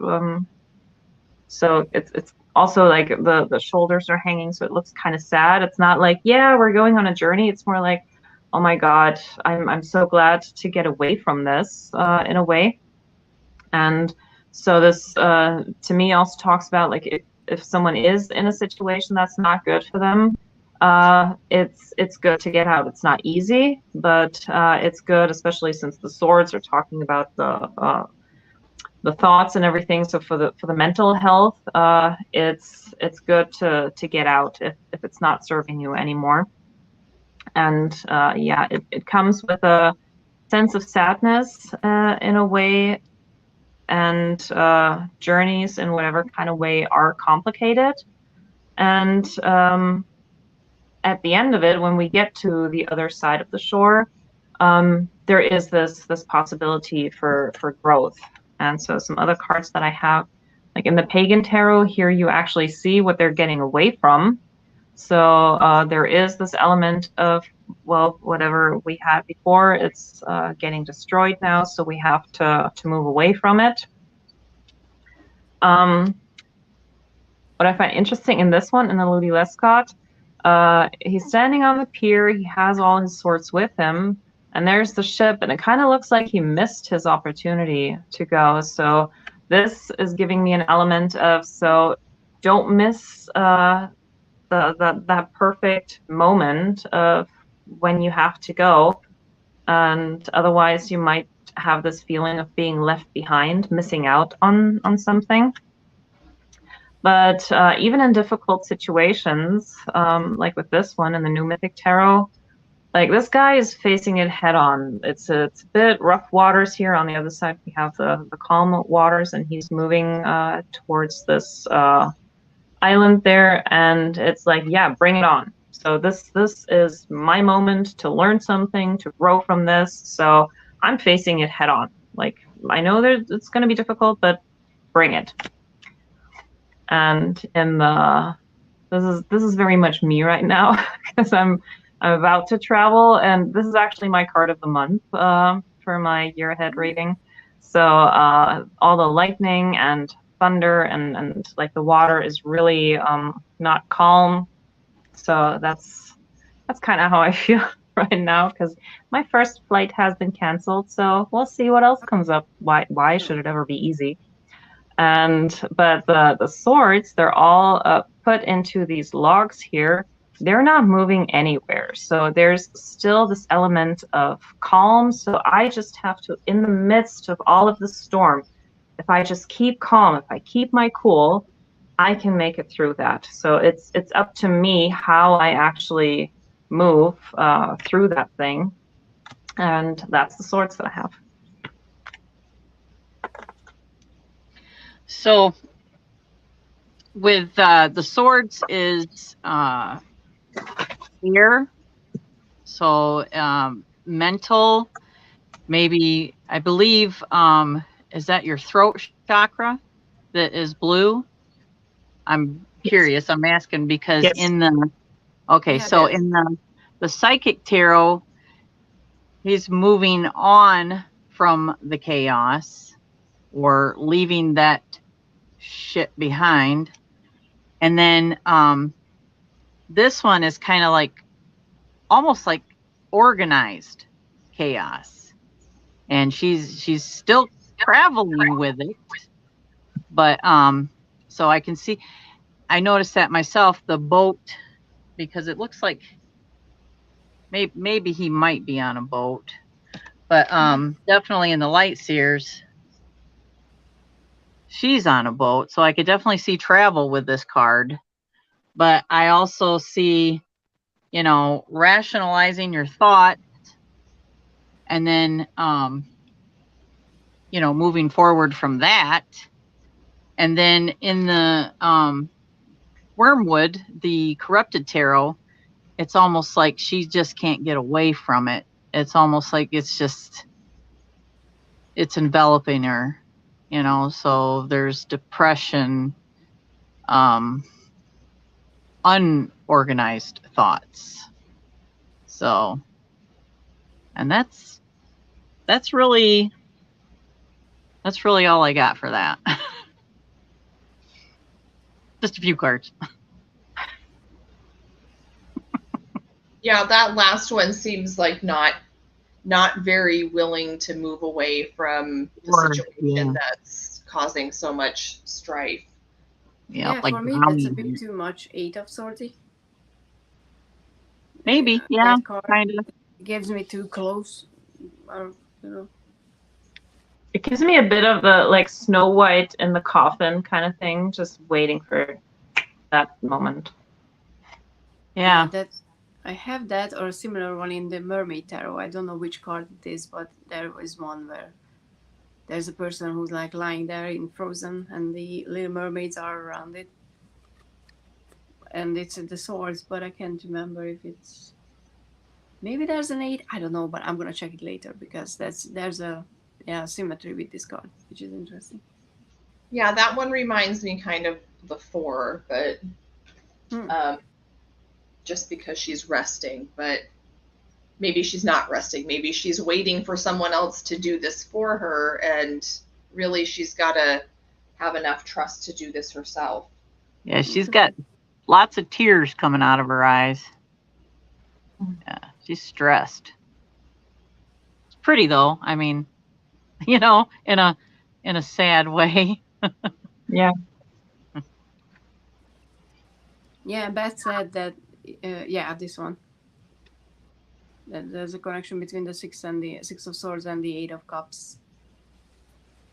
I see the 8 of Cups as a situation where maybe it's not a bad situation. You just know it's not right for you anymore. It's not like, whereas the 6 of Swords I see as something that really is just not functional anymore. And you have to kind of trust that there's something else waiting for you.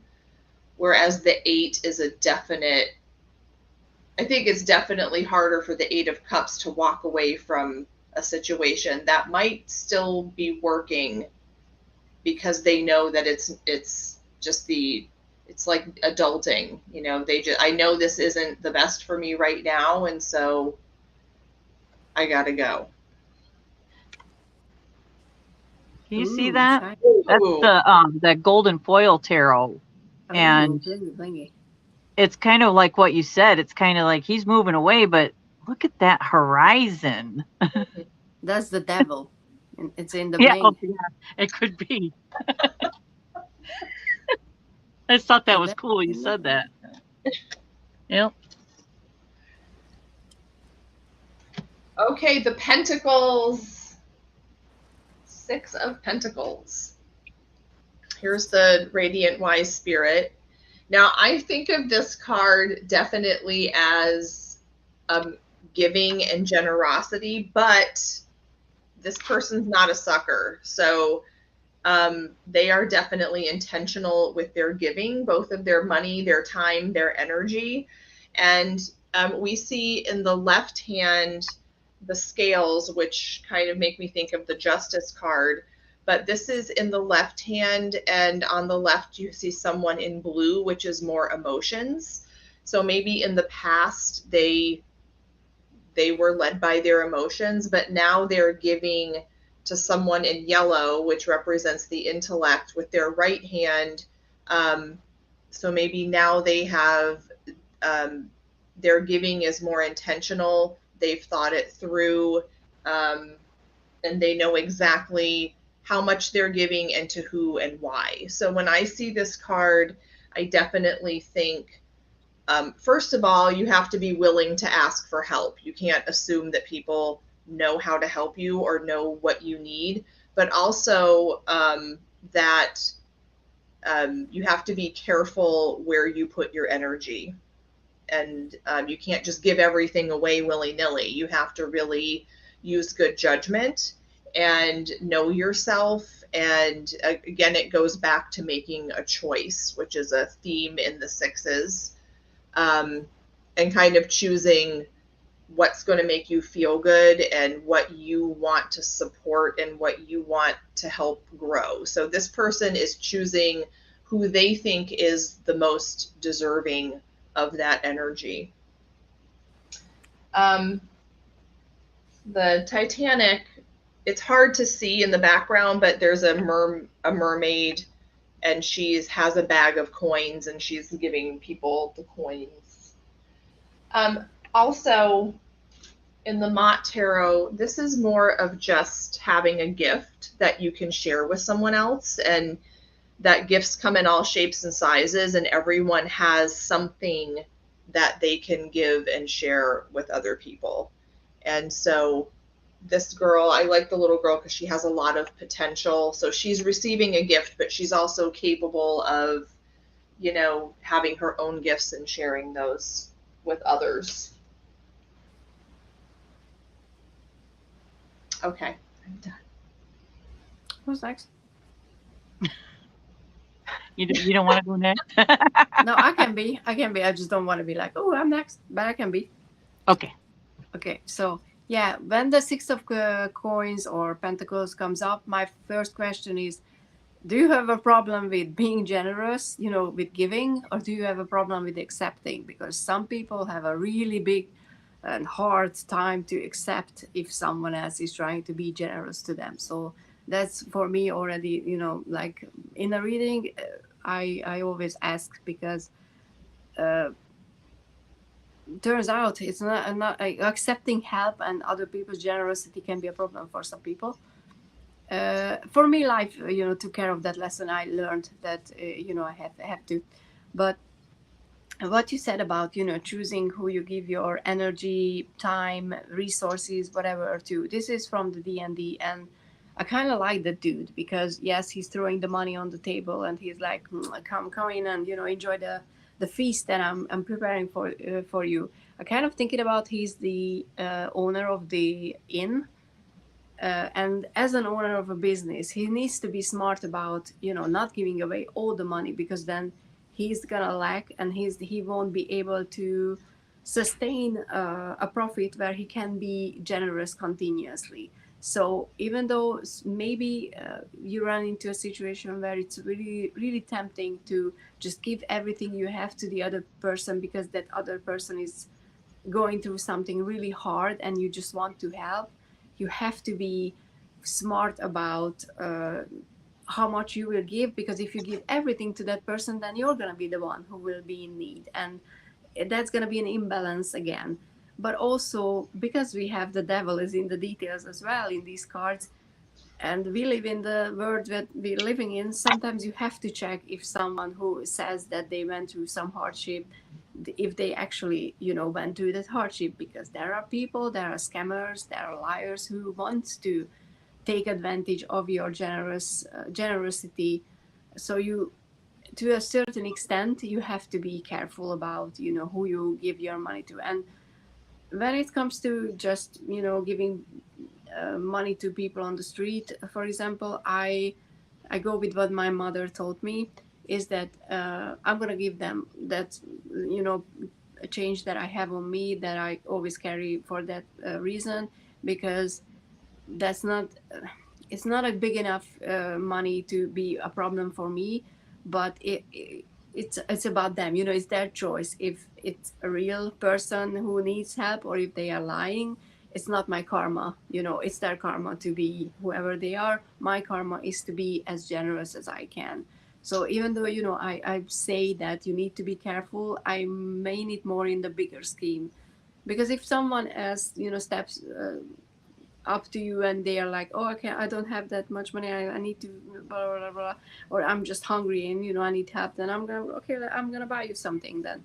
And if they are like, oh, I don't need a sandwich, I need money, then I'm gonna be like, then you're not hungry, and there's some disconnect. So but if they are like, yes please, then I'm gonna just do that. And I try to be, and I'm not patting my back or anything. It's I'm totally just saying my mom raised me well. But yeah, it's that feeling that once you are in the position that you have the wealth, that you can share it. It's the ethical and good choice, in my opinion, because that's according to my values, that you're gonna give back. You need to make that choice, because I think that's the choice that everybody should make. But we know that some people are like, nope, the more money I have, the better. In the True Black Tarot, I don't know how much you can see, but there's 3 really shiny coin on top, but we have 3 in the shadows, and maybe this way, and the roots are growing through them. And that's a reminder that once you reach that place where you can be generous, that doesn't come from nothing. You build on something, and you shouldn't forget where you came from, who helped you to reach the top. And that's why you should give back, because nobody reaches success alone. It's always some people helping them to be able to move forward. And that's something that a lot of people maybe tend to forget, that once they reach a certain amount of success, that's why they should give back, because other people were in that position when they helped them. So it's a beautiful back and forth. It's a flow of life if we're participating in it. And the last one is from the Wildwood Tarot. And yes, we're talking for a while now. And that's the exploitation in this deck. And it's about people who already exploited nature. There are beehives that are broken, the bees are not there, there's fire in the forest or something like that, and they are hungry, and they look like their clothes are ragged and whatever. But did they do that? Did they try to overtake from nature in this case? And that's why they are in a position when they like, oh, please help us, because we're so like we deserve it. But kind of like, you need to take responsibility for your actions first, and maybe try to fix what you did, because there could be a reason why you're in a position where you don't have anything anymore, because you sucked the living life out of everybody around you. Which I think is a very, very interesting, take on the card.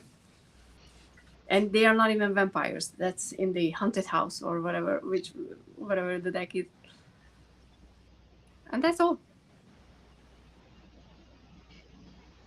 I actually had a moment like that where I was in front of the supermarket, and there was someone asking for money because he was hungry. And so I went and did my shopping, and on my way out, there was this bakery thing, and I actually bought him something, like a sandwich with like salad and all that kind of stuff, and I brought it out to him, and I said, here, you said you're hungry. And he's like, I don't want that. I want money. So I actually had that thing, and I was like, okay, fine, I'm going to enjoy this. You're not really hungry. You just probably wanted the money for drugs or whatever. So yeah, you're not getting my money. I wanted to give you something to eat. Yeah, I mean, in that case, be honest. Yeah, I mean, my sister experienced something like that. She was really taken aback because she really wanted to help, and she went and bought something to eat for the person, and that person was like, what do you expect, blah, blah, blah. And you know, they got upset that how dare you giving me food when I'm asking for money. And that's like, you need to maybe think about why you're in that situation. So that's interesting. Okay. Well, I guess I'm gonna continue. So I'm just gonna start with these two. So here we have. So with the Six of Pentacles and the Golden Dawn, now we have, first of all, the Moon in Taurus. And this one is called the Lord of Material Success. And here we see the very easy depiction. So we have the Pentacles here, and now in the Five, all the roses, they lost their petals. So we have this element of loss, but now they're blooming. Now it's being replenished. There's more of that again. In the Initiatory Golden Dawn, am I frozen? It's just okay. No, you're frozen. right now. So here we have this. It looks like in the fall and like harvest time, and there's also a lot of fruit. So there's plenty to take from, but she doesn't actually go and collect everything. She looks like someone who would just take as much as she needs. Like if she's hungry, she could pick one of those fruits maybe and then be done with it, and not take everything and not leave something for someone else. And and this card that we've already seen, something that's interesting, like he's only giving to one person, looking at this one person, and not having like both hands extended and having something, but instead there's the scale. It's like measuring how much am I actually giving away. And if I would get this card in a relationship reading, for example, what we said about this element of maybe asking for something, begging for something. So are we also not just begging for money, but asking for attention, for love, and that kind of thing? How much are we willing to give? So this give and take, and asking for it, but also the people that are asking for something here, they're down on their knees. So like how, like in what kind of situation are they in that they would actually go down to their knees to ask for this? And on the other hand, how desperate are we ourselves to get something and to get down to that position? So it's a very interesting perspective to think about, like, which of these people actually am I, or the person that I'm reading for, which of these people are they? And one that I found very interesting this is from the Gay Tarot, and like in the book that I read, it also talks about the person here is only giving as much as the other person can handle. So just because they're really wealthy doesn't mean that they have to give everything away.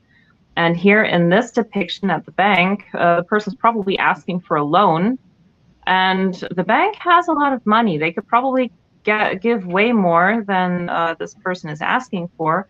But then we also have to remember, you have to pay it back. There's interest rates and everything. And can you handle the installments? So never bite of more than you can actually chew, as my mom would say.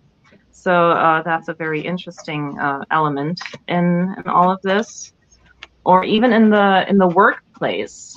So she's seemingly here sitting with her boss or someone that she reports to. And I hope my cat doesn't make the TV go down, whatever. And so, yeah, he's too heavy for that. So where was I? So yeah, she's it looks like she's either asking for something or she's submitted some papers that he's looking over. So he's taking the time to actually look at that, to have that conversation. Or she might be asking for help to, can you proofread this or something? So there is an exchange of someone is asking for something and someone is either saying yes or no in this situation. So a very like modern way of that. Here we also have this idea of, yeah, really getting down on your knees, begging for it, and the other person has all the money and is kind of looks like the person's even a lot bigger than this one. So this elevated status, and like even in the clothes, you can see the big difference. And in my haunted house, here we've got feeding the animals, but we do have actually the scale again. So she's giving to one animal, and there's another one asking for something. And even down here, there's a whole bunch of them. So she's deciding who she's giving food to, and how she's going to distribute that, because yeah, she makes that decision. And now my cat wants to play fetch. Aww. Okay, that's what I have. Oh, and just before I forget, that what you said about, you know, that they are deciding who to give and how much. I was thinking about that. You have to be careful about how you distribute the amount you want to give, because if you give everything to one person, you're not going to be able to share it with the other persons as well, you know, other people. So there could be that element as well, not just picking someone that you give everything, but maybe don't give everything to that one person, because other people are in need as well. So in the SKT, they call this the giver. So the 6 of orbs is the giver, and it's like kind of like a karmic balance. So it's like what you put out into the universe is what you're going to receive. And so I'm not going to go through all the cards because I think we've already gone so long. But I want to kind of elaborate on what you guys were talking about in RWS. I know it's a little shiny, but see how that's like behind him and he's doing the giving. I almost feel like he's the universe. And the only reason that he's really giving to the one person is because the one person is the one that gave of themselves without expecting anything in return. So it was a true giving of themselves without that expectation. And the other one, maybe he was one that was like, well, you know, I can't just give you this. Like, I expect something in return. Yeah. So it's almost like that's the universe. And this is us. But that's, and I do want to, my sister taught me about the pentacles being all the, you know, that's fire, water, earth, air, and then spirit. So this shows getting fulfillment from that, you know. So I feel like that is another form of that karmic give and receive, pay it forward, and with the best intentions, because if not, then you will reap what you sow, and it may not be what you want. That is the wormwood, the corrupted tarot, which is beautiful. Interesting. Cool. But that's it. That's what I got. And in the sense of spirit, what you said with the universe, I think we're also just given as much as we can handle and not more than that. Yeah, that's true. Where you put your energy is what grows, right? So you have to be discerning. Yeah. Well, we have been talking about the 6s for 2 hours, which for me is a personal record for a live. So yay. Same. And any last words about the 6s, anyone? No. Orsi, congratulations on 666 subscribers. Oh, yeah. Thank you. I was very pleased that I saw that. I have a screen cap to show. Okay, well, we're going to wrap this up. Thank you, everyone, for joining us in person. And if you're watching on the playback, thank you also. And leave us a comment about your theories on the 6s in the tarot. And we will see you for the 7s on whose channel? Carla's channel. On Carla's channel. Okay. Oh, cool. Yeah. And that And will also, be up and coming. Carla will have some people talking about the sevens on her channel in the near future. Okay. Yeah, let's say we don't even think we have it narrowed down yet. Yeah, we're working on that.